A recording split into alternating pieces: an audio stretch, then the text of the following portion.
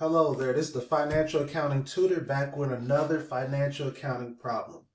This problem, we're going to calculate the FIFO method. We're going to calculate the FIFO periodic method. So to do that, any inventory problem that you always get, you always want to start off figuring out your cost of goods available for sale. And to get your cost of goods available for sale, you're going to take the opening inventory and the purchases, take those units and times that by the unit price. So let me show you how that's going to work.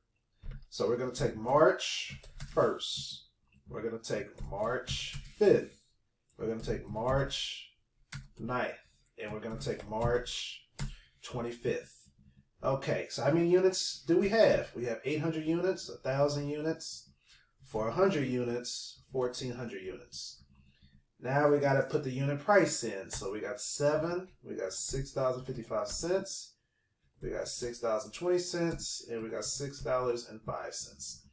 So now we just got to take the units times the unit price. So we got 800 times 7. And then we're going to take 1,000. Sorry, we're going to take 1,000 times 655. And then we're going to take 400 times $6.20. And then we're going to take 1,400 times $6.05. So then we'll add all these numbers up. So we get 23,100. So this is the cost of goods available for sale. So these are the amount of goods in dollars that we have. Now we can't sell more than what we have available. We can't do that. So we know our cost of goods sold number is not going to be more than 23,100. So to get our cost of goods sold number, we got to first figure out how many did we sell. We sold on March 12th and March 27th. We sold 1,200 on March 12th and 1,000 on March 27th. So the total units that we sold was 2,200. So we sold 2,200. Okay. So now all we have to do now is assign this 2,200 to the cost, starting with the beginning that we had up here. Because remember, FIFO stands for first in, first out.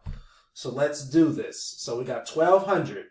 So that means first we sold 2,200. So first we have to peel off 800 because that's the beginning inventory. So we got 800. And then we take that times the unit price. Okay. Next we move to 1,000. We just move on down. And then we got $6.55. So that brings us to 1,800. All right, so now we got to take 400 times $6.20.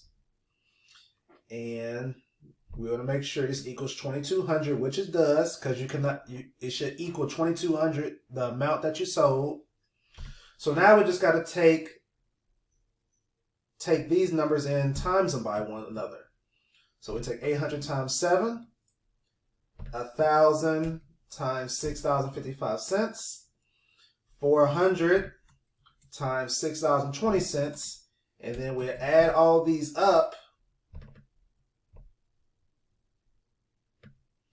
and this is our cost of goods sold number, cost of goods sold. And then now what we have to do is, to get our ending inventory, we have to take our cost of goods available for sale minus the cost of goods sold. So the cost of goods available for sale is 23,100. And we got to take that minus our cost of goods sold, which is going to give us our ending inventory. And let me bold these. Bold. Okay. So remember, it's going to be 23,100 minus our cost of goods sold number. And that gives us an ending inventory of 8,470. Remember, when you're doing inventory problems, no matter what you're doing, whether it's FIFO, LIFO, weighted average, you always want to calculate your cost of goods available for sale number first. because the ending inventory is always going to be based off of that number. It's always going to be based off that number. So I really hope you learned something in this video. If you did, please subscribe. I'm going to be creating a lot of financial accounting videos because I want to see you pass financial accounting, because I know how hard financial accounting can be. It's like learning a different language. But I'll see you in the next video.